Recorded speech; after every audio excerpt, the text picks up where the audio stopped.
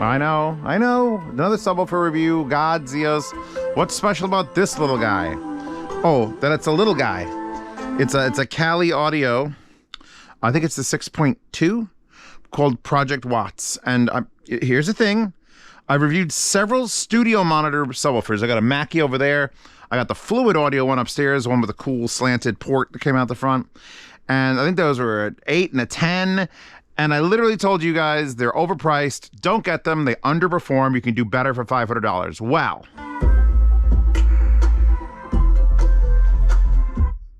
That's the first one that makes sense.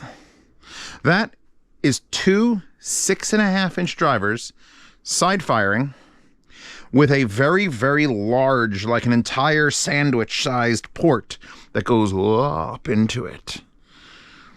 I've got the Kali IN5 monitors, left and right. I haven't had these out in a hot minute. I'm feeding the DAC on this is the AUN S9C reference DAC. We're at about 80 out of 100. And these are all set to flat. And when you plug it in through the sub, the whole point of this, and I'm gonna have to get a ball. Give me a ball. Zeos, balls. Sound dampening panels we're working on. They're gonna be so cool. The whole point of a subwoofer like this, or like this little Kali here, when it comes from a place that's selling studio monitors, it's so that you can easily integrate a studio monitor with a sub. Now, I made that entire video. In fact, Zeos linked that video where I told you how to integrate a subwoofer into any system, and that video still applies, but now you have this pretty goddamn small, you know what it looks like? It looks like a garbage pail. In the best way possible. And like the size and stature, it looks like a paper shredder. It's this perfect, like, office size sub. And it's $500 if you didn't click the link in the description. This is sold, I think, only directly through them. So, there's your thing. You go check that out. We're gonna talk about the big one that you're gonna see in a second there. In a second. I'll turn this around. Everything's very short cords here because I'm being an asshole. We've got, wow, this is I didn't think this through 100%. Let's just move the DAC. Come here, buddy. You're good. I'm just gonna move you over here. This is it. I'm a professional. I do this all the time. Lean that against the glass of the fireplace. It's fine. We have got, power switch. These are the outputs. So you get XLR in and out, XLR out. That is not a normal thing on most subwoofers. You go to Rhythmic, you go to SVS, you go to Klipsch, you get a subwoofer. It's usually just RCA ins. Maybe if you're lucky, RCA in and out. Maybe if you're even more lucky, you get the speaker wire capacitors. Fucking none of them will have XLR in and out. That's specifically due to studio monitors and using them in a professional environment. So now, this subwoofer is designed specifically to work with the Kali IN5s or the LP series, which that's coming up in the yard sale, by the way. Actually, probably this video is going to probably be like 3 months later, so ignore what I just said. If I set this volume to the middle to the detent, and you set those volumes to the detent, it blends perfectly. That being said, you can adjust the volume up and down. We've got a 6 decibel up and down, which is not a great deal. You can lower it obviously to 0 where it doesn't work, but you can adjust it to work with almost any studio monitor from JBL or Neumann, or I'm trying to think what studio monitor brands, Fluids, any number of things. And what happens is you put your source through, whether it's a DAC like this, or it's coming off a mixing console, you feed it into here. You could also feed in RCA. I believe the outputs do work when you run RCA input. In fact, I know that happens because I used a Gishelli Labs DAC to feed this with just RCA before. And the big thing, the huge thing, the really fucking important thing that usually these subs do, but they underperform, so I say don't get them anyway. But the big important thing is there's an 80 hertz frequency cutoff that gets transported here, which means the subwoofer steals the low end. And this subwoofer, by the way, they say 27 on the site. I'm going to literally call it at 31 because it's plus or minus 3 dB at 31 and plus or minus 10 dB at 27. So figure it's about 30 hertz where it's going to be amazing. And with most music, 30 hertz is plenty, especially if you're mastering with it. So what happens is it takes the low end away from the speaker. So the speaker isn't struggling to try to make low end at all. which frees up the speaker for a little more. In this case, I'm using it as like an audiophile speaker, as like a straight up 2.1. Stop ripping up the basement. Hear the cat scratching at the foam. But with the foot switch, which you have to buy separately, you can disable the sub and it'll let the low end pass back through to the speakers. So I guess if you're doing mixing and mastering at home and the baby's asleep and John, you're gonna wake the baby up, you hit the foot switch, subwoofer goes off, the low end returns to the monitors, which is gonna be less prominent than whatever the fuck basement jacks wherever you go just gave us, and you move on. I'm Neo. So volume knob there, fully digital. Crossover switch, 80 hertz, LFE, and external. Also digital. If you flip that switch, the subwoofer literally mutes and then switches into that mode, which is like pretty fucking special. Usually a subwoofer is just a bunch of analog controls. It goes and it switches around. There's an actual DSP change. Currently in 80 hertz is only 80 hertz. That's the one thing it doesn't have. 80 hertz is the like THX value for where locatability of a subwoofer happens. 100 hertz, I can tell you where 100 hertz is in the room. 80 hertz is like the average where you can't quite tell where the bass is. Where's the bass coming from? Is it you? Is it you? Is it the couch? Is it the furry thing on the couch? So that's why it's set to 80 hertz. That is a nominal value. If you do that, it cuts off 80 hertz across. If you switch to LFE, you can use this as a low frequency subwoofer. I personally, if you have a very small theater, you're using a bedroom or an office and you want a 0.1 sub that's tiny, that's less money than the SVS 3000, which I'll also link in the description because why the fuck not? Oh, my friend messaged me and said, don't forget to tell people to click the bell because it helps your videos. Did you know that hitting the bell helps your videos? And I'm like, I don't like telling people to do that. But now he said it. I'm just repeating what he said. If you hit the notification bell, YouTube gives more of a shit about my videos. And since there's less of them coming out now, you might want that. But 80 hertz is where I'm leaving it for this. If I switch it to LFE, it will now accept and do nothing to this. You're actually in LFE mode, you're not even supposed to. There's a guide. We're going to crawl over to the couch and get the guide. I seriously don't know how it's standing up on the edge like that. That's fucking amazing. So here it is, look. They even got a picture of a turtle and, you know, that, whatever that is. Is that just the devil horns? Is that what it's trying to be? Tell you how to set it up, how to read the documents, how not to blow things up. Don't blow things up. That's the turtle it up. I guess that's go slowly and turn it up. This is amazing because most of these guides, they don't want to print them out in 90 languages, so they try to make it visual. And Kali's a bunch of just dudes. I believe that the story behind them was they broke away from JBL. It's been a hot minute since I've talked about that. So yeah, like these speakers, go watch my review of the Kali Ion 5s because they're not just studio monitors. These are audiophile studio monitors. You hook these up. I did a tube preamp with the little flamingo, the Audiophile flamingo, which I will also link. And I tube pre'd these. And it was like the nicest fucking sound you've ever heard. Just the competence of that coaxial with that. And it's just this giant fuck off port. Well, now we'll integrate this into it. So here's the way I have it set up. The switch is just set to 80 hertz. You got two speakers, your source in, done. If you want to use it as a 0.1 or LFE, you give it just a subwoofer in. You'd ignore the speaker outputs. You wouldn't use them, which is why they don't work when you flip the switch.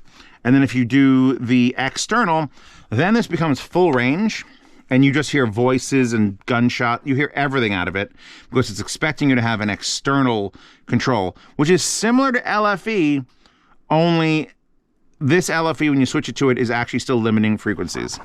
So yeah, that's a pretty cool little graph. And the turtle is adorable. Let's throw this thing away. Back to this. You got a 180, you got a 0 and 180 polarity switch. We're doing timing, depending on placement in the room. Here's your foot switch. The end. It's not a complicated looking subwoofer back here, other than the XLRs. It does weigh, it weighs like 40 pounds, 30 something pounds. Blue LED. I won't hold it against it because it's on the ground. This port, you stick your hand in it, it makes that sound, but it also goes up. And that's where they're doing better than other studio monitor subs. I'm gonna put this back on top of here. I'm sure it's good for the electronics if they shake around like crazy. All right, let's just with the copyrights, and I want to just play music. I just want to play basement jacks. I want to just keep going back. That's fucking silly. All right, I'm trying to be like as technically like, hey, this is this subwoofer. This is how you hook it up. Here's a scenario where we'd use it. But then that part of me has to stop and it has to just be like Marilyn Manson. Just getting that kick drum. Because, I mean, again, I'm not using these studio monitors as if I'm mixing and mastering music. I'm using them in a purely enjoyment mode right now. They're like 9 feet apart, and we've got the subwoofer sitting in the middle, which actually is probably a little bit too close. You'd want to make it so that the timing is perfect, so that the distance from that and the distance from that and the distance from that all are equal, and that's just not the case because I'm doing a review.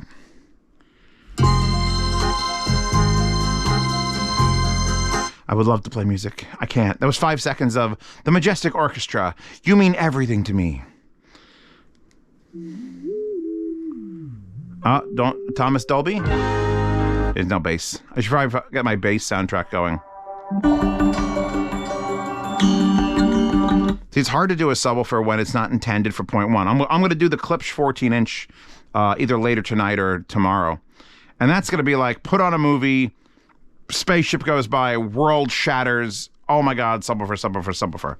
This is a much more refined experience.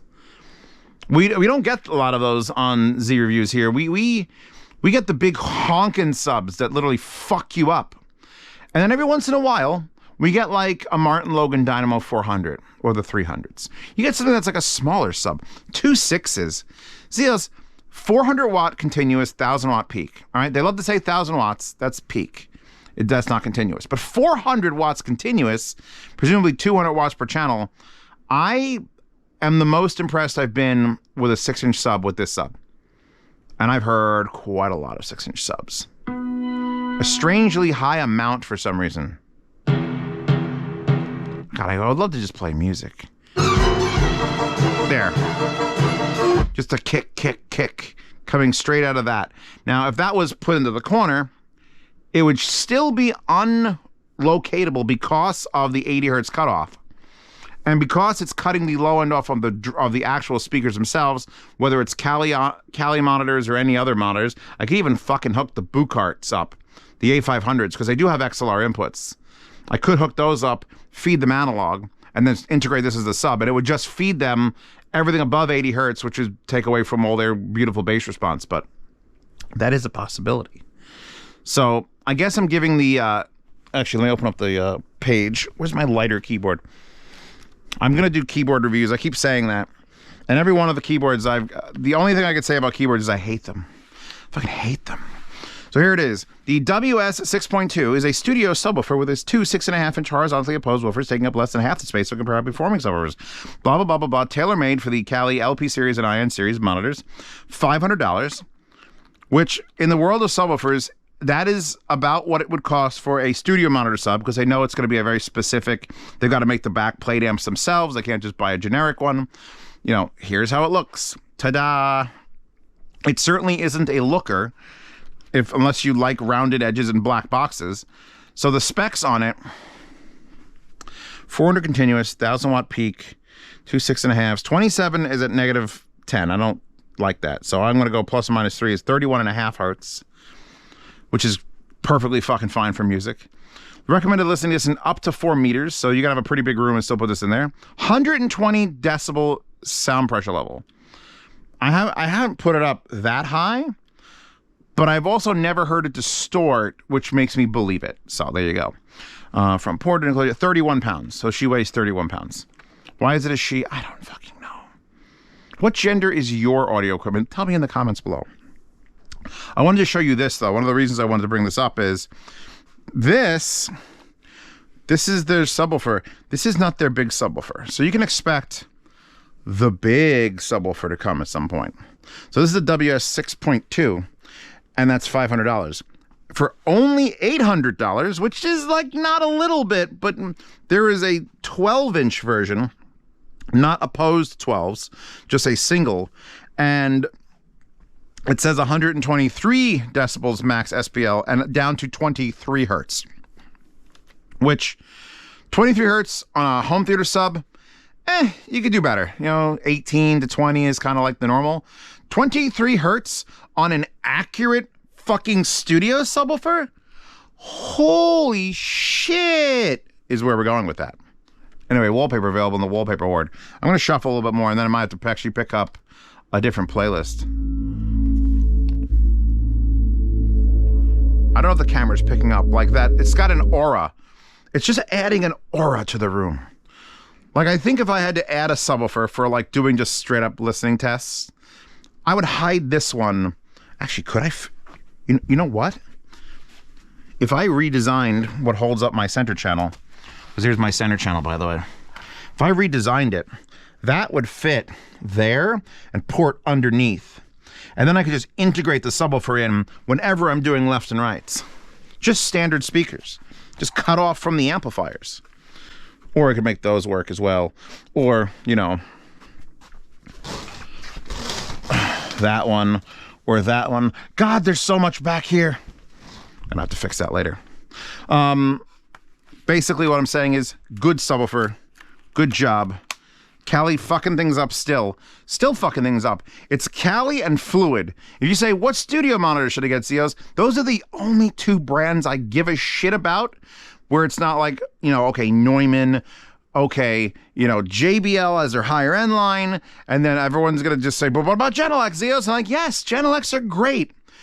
They're usually 500 times more money for like comparable size. If I said, get me a Genelex speaker that was yay big, you know, you're looking at like $2,000.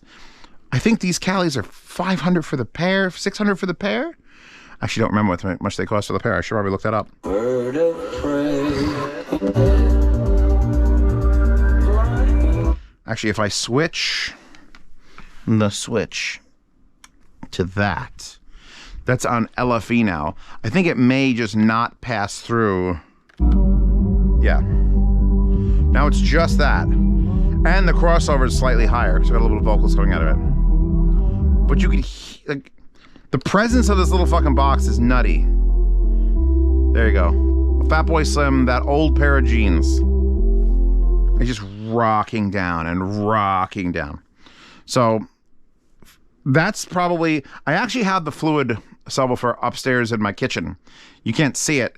I've got the little ball Alexa, and then I've got the iLoud 40-watt boombox that's hooked up to the Alexa, and then behind the counter on the floor is the 10-inch Fluid sub.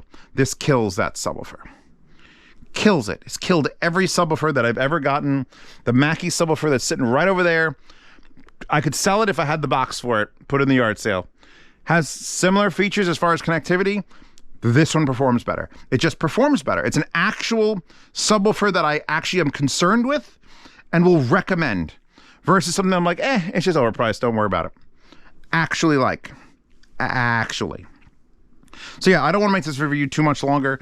As you can tell, reviews have gotten every 3 days now instead of every 2, which means there's less of them. So if you do hit the bell to hear when they're coming out, that'd be great. I try to vary it up. I try not to release like 5 speakers in a row, and then you have to go like 6 weeks without a speaker, and then it's like, oh, the headphones. So I'm trying to shuffle these around. There are a ton of these videos not published. Because since they're coming out less frequently, I'm not making them less frequently. I'm just putting them on Patreon for longer. Patreon and Subscribestar get them for longer. So if you want to see reviews that have not gone live, I think I decided every like 5th review will be public, but still on my Patreon. So go to Subscribestar, go to Patreon, whichever one's political affiliation you prefer, and you could watch a couple more videos that aren't live, but not all of them. If you want to watch them all, $5 a month. You get to see reviews early, participate in yard sales where I sell things.